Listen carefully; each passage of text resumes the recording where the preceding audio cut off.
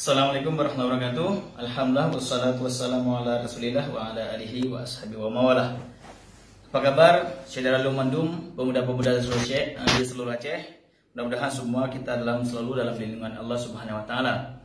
Teman-teman, kita sekarang lagi dihadapkan dengan dihebohkan ada satu orang perempuan dari Langsa yang masuk ke Kristen. Ya mungkin karena faktor ekonomi, dan tidak salah memang Rasul juga dulu pernah bersabda kadal faqru ayyakuna kufran. Hampir-hampir saja orang fakir itu menjadi orang kufur, orang menjadi kafir, begitulah kira-kira. Jadi ini kalau kita lihat perjalanan sejarahnya yang tadi yang kita baca dari media sosial, mungkin disebabkan oleh faktor rentenir ini yang begitu memanfaatkan. Mereka tahu ini orang miskin, ijuk pinjaman, oh hai bayu hana buku itari iji dudo ija apa gereja, itu memang begitulah cara-caranya. Artinya hari ini kita sudah dihadapkan dengan kejadian yang nyata di depan mata gara-gara ulah si rentenir sehingga si perempuan itu masuk Kristen, dan ini adalah musibah paling besar bagi kita orang Aceh. Jadi teman-teman, ini kan masalah. Solusinya apa?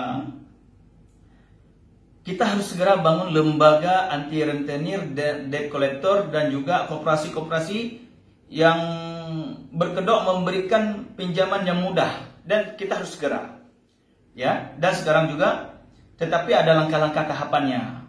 Dan sekarang saya sedang membangun di media sosial, yaitu grup di FB, mungkin jam 11 nanti kita udah share. Saya berharap pada pemuda Aceh, siapa yang memang ingin sepakat bersama-sama kita membasmi rentenir, gabunglah di grup itu.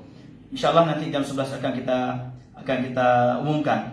Itu yang pertama. Dan yang kedua, setelah kita bergabung dalam grup itu semua nanti, baru kita akan membuat semacam lembaga resmi.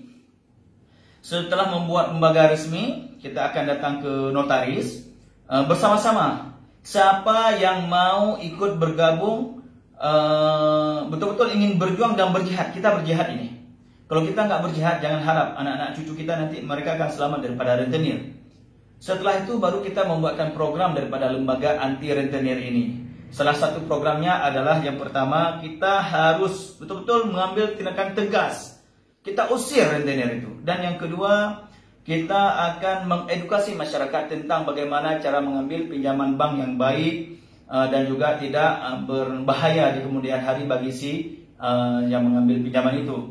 Itu yang kedua. Dan yang ketiga, kita akan mendatangi bank nanti, pihak perbankan yang sudah ma'ruf lah di Aceh, yang bagus, untuk pihak perbankan ini mau membantu pedagang kaki lima yang selama ini mereka sangat butuh pinjaman-pinjaman itu. Jadi kita juga akan mendorong pihak perbankan supaya perbankan itu mau membantu pedagang-pedagang kecil. Ya, saya berharap kepada seluruh pemuda Aceh, ayolah kita sekarang harus bergabung, berjihad untuk melawan rentenir dan debt collector ataupun bank, bahasa kasarnya bank 47 yang sekarang sedang merajalela dan sangat berbahaya di Aceh. Insya Allah saya siap, dan juga teman-teman semua harus siap. Assalamualaikum warahmatullahi wabarakatuh.